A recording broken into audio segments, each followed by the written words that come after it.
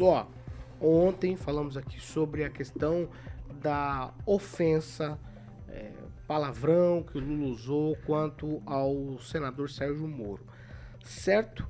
E ontem o noticiário foi tomado pelo nome do senador Sérgio Moro por conta de uma investigação policial, uma investigação da Polícia Federal que encontrou esconderijo numa parede falsa, um dos endereços dessa operação aí de um plano de ataques. Os criminosos eles planejavam sequestrar e matar o senador Sérgio Moro ou até mesmo fazer uma troca dele pelo criminoso Marcola do PCC.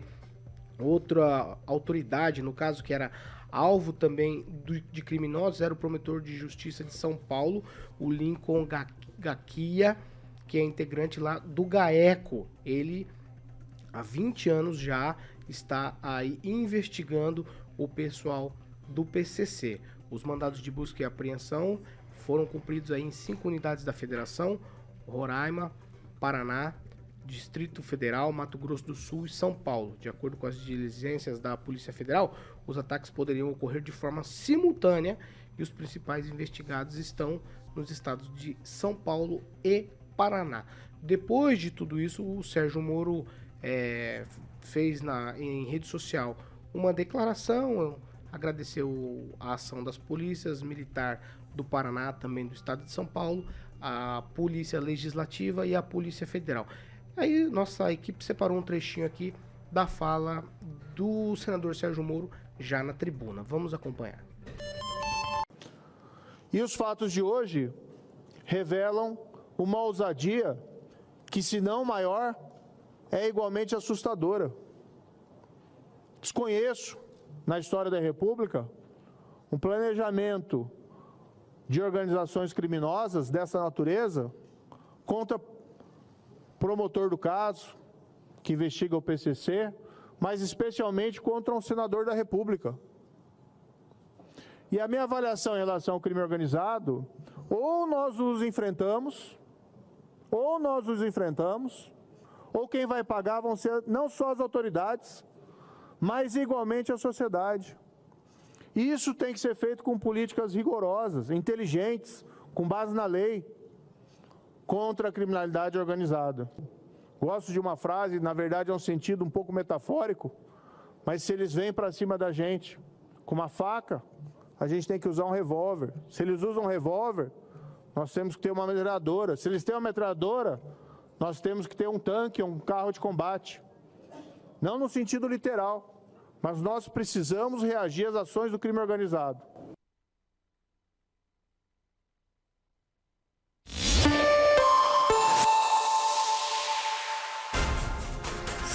7h44. Repita. 7h44. Agnaldo Vieira, eu começo com você. O Moro virou o centro das atenções ontem. Uma notícia ruim, eu acho que ninguém tem como não sair aqui em apoio, né, e solidariedade também ao Sérgio Moro e à família dele. Não importa aqui o espectro político, isso é indiferente. No Senado ontem, muitas falas lá, no momento do discurso do senador Sérgio Moro, muitos apartes, os senadores se solidarizando e dizendo, alguns deles dizendo, o Brasil está tomado por essa questão aí do crime organizado. O combate em cima disso tem que ter realmente, né? Lembrando que na política também tem o crime organizado. Eu destaco o comentário do senador Randolfo Rodrigues, apesar das divergências de lado. Primeiro abriu o discurso dizendo da solidariedade dele ao ministro, ao senador e também à família do Sérgio Moro, né? Mas lembrou de que, graças à não interferência política do governo, a Polícia Federal, né, consegue chegar, independente de quem quer que seja vítima, eles conseguem, né, fazer o trabalho, e disse que o próprio Sérgio Moro disse que havia interferência do presidente Bolsonaro na Polícia Federal. Ele falou, disse palavras suas, né, de que naquele período houve sim essa interferência. Mas é isso, né? Eu acho que todos têm que se unir para que o país não seja tomado por essas forças, né? Líderes dentro das cadeias, comandando ainda ataques, enfim. Tivemos um bom momento não, lembrando dessa forma, em São Paulo, naquele salve geral dado pelo PCC lá, que aí começou, né, a transferência de alguns presos, de alguns líderes, né, colocar em presídios federais, distantes, né. Eu acho que tem que se deixar de lado a questão política e ser um combate sério, né, de inteligência contra o crime organizado para o país não se perder de vez nessa questão toda. Kim Rafael? Olha, esperar dos criminosos do PCC esse tipo de, né, bandidagem infelizmente, é comum isso muito acontecer. É claro que foi descoberto aí para que não tivesse executado todo esse plano do PCC. É criminoso, eles são criminosos, é isso que se espera de criminoso. Agora, o que me chama a atenção, por exemplo, é a entrevista do Lula. Ele não é criminoso, né? Ele é presidente da República, falando que pensava em fufu o Moro, né? E se vingar dessa gente.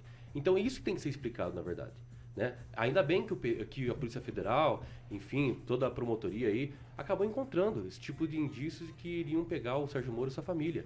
Infelizmente, né?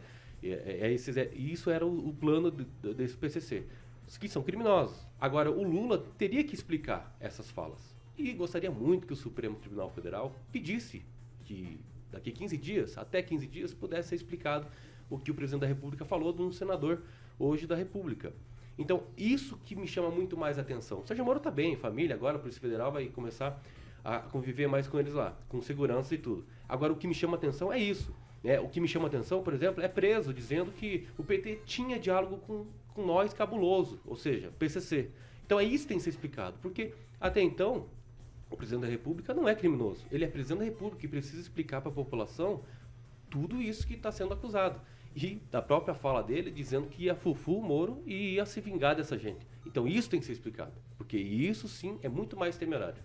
Professor Jorge? O denominado decreto, né, de matar inclui também o vice-presidente da República, o senhor Geraldo Alckmin, o ex-secretário da administração da penitenciária Lorival Gomes, e aí o coronel Telhada, do partido do Bolsonaro, do PL de São Paulo, e o diretor de presídio do Roberto Medina, além, no primeiro lugar ali, do promotor de justiça, o Dr. Lincoln Gaquija. Essas situações se repetem, esses decretos, vou chamar de papéis que circulam na organização criminosa desde 2018. Em 2018, a Folha de São Paulo revelou justamente um desses decretos em que colocava promotor, o Lincoln Gaquija, para ser decretado a morte dele, né? Esta situação do PCC se repete em documento de decreto, mas não somente para um ou outro político, para um número elevadíssimo de cidadãos. E isto leva a analisar um segundo ponto: o número de policiais que dão garantia de vida aos políticos em São Paulo, ela é superior a qualquer outro estado. Então, nós estamos vendo ali uma organização criminosa de uma atuação de caráter nacional, em que é necessário, fundamental, o trabalho de inteligência, como demonstrou, então, a atuação da Polícia Federal, hoje no comando do ministro Dino, não é isso? Então, vemos uma Polícia Federal atuando, e há um detalhe, que é um debate entre o Gaquija e o Sérgio Moro, que se refere à transferência do Marcola, né? O Sérgio Moro, na época era ministro, teria dito em uma entrevista que é ele que fez essa transferência do Marcola. E que foi, claro, na sequência, o Dr. Lincoln Gaquija esclareceu que não, porque era de competência ou atribuições específicas dele como promotor de justiça no estado de São Paulo.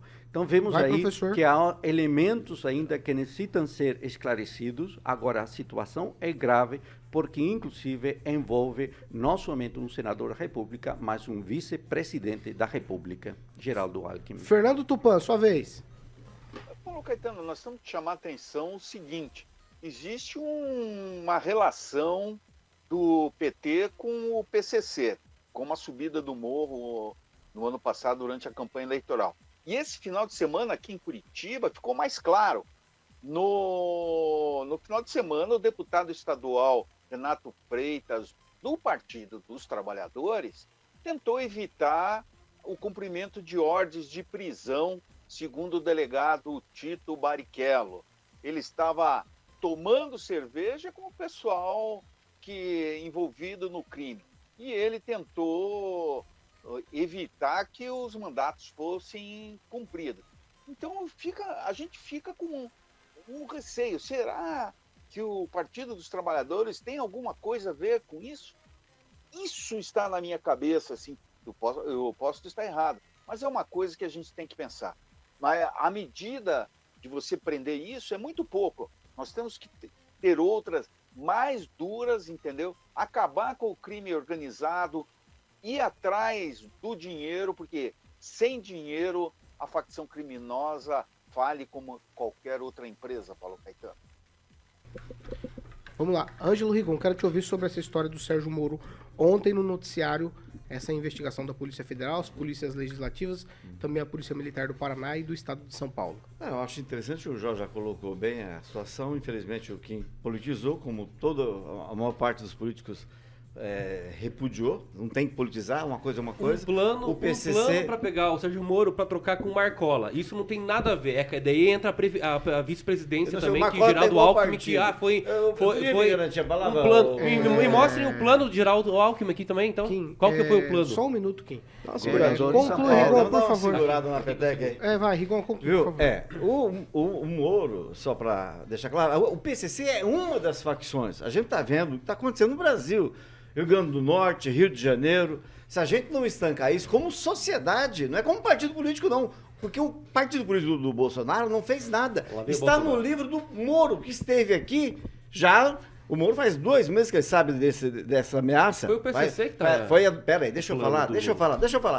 Há 2 meses, há mais de 46 dias, o Moro sabe que essa investigação está em andamento. Ele esteve aqui sentado onde está o Aguinaldo, já sabendo que estava. Né? Então, assim, é diferente do que o próprio Moro escreveu no livro dele.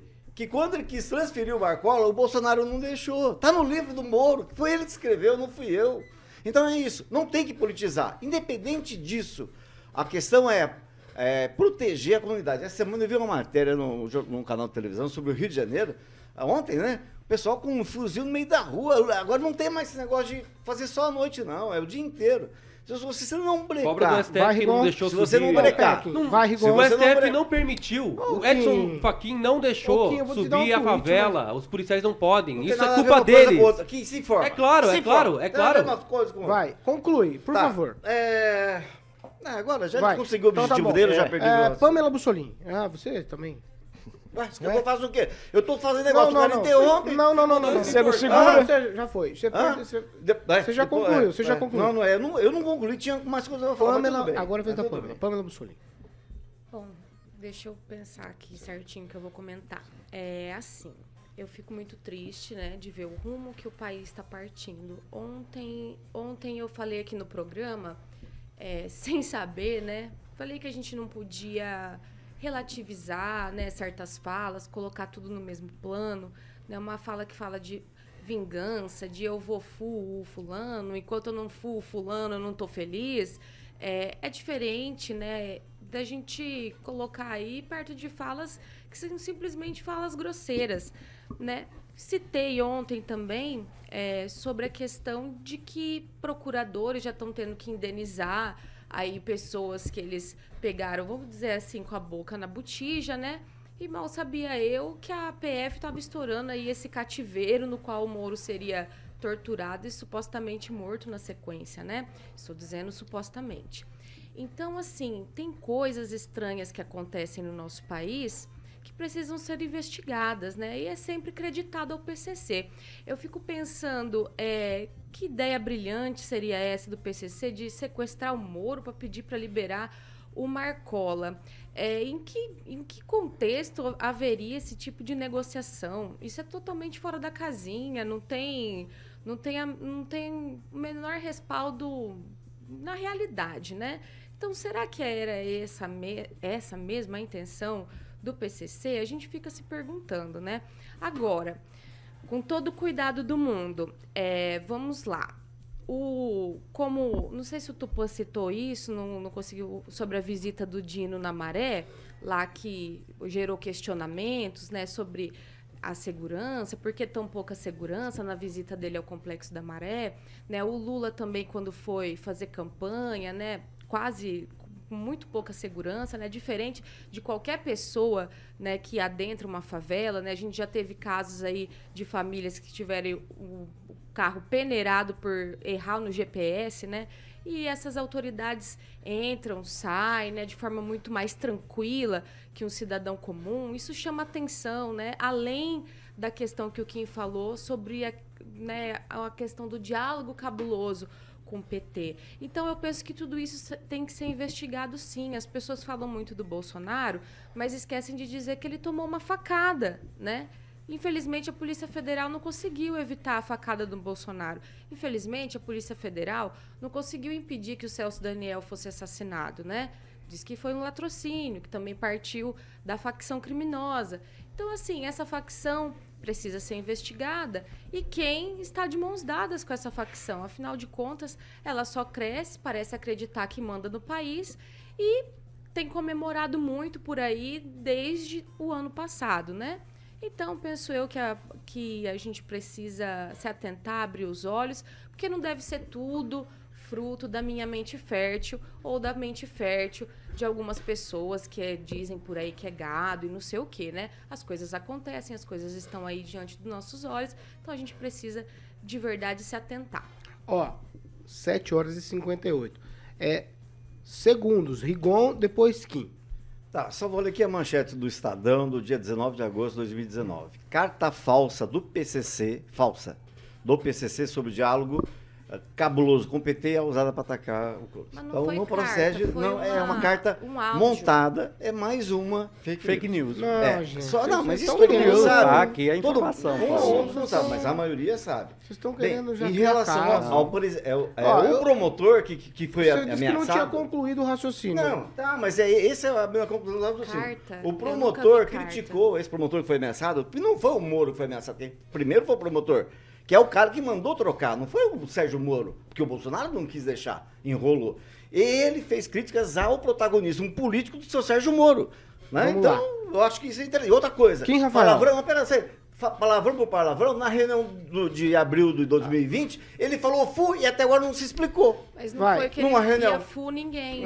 Mas não era uma ameaça. Não explicou porque ele queria proteger a família dele. Mas tá virando praxe já.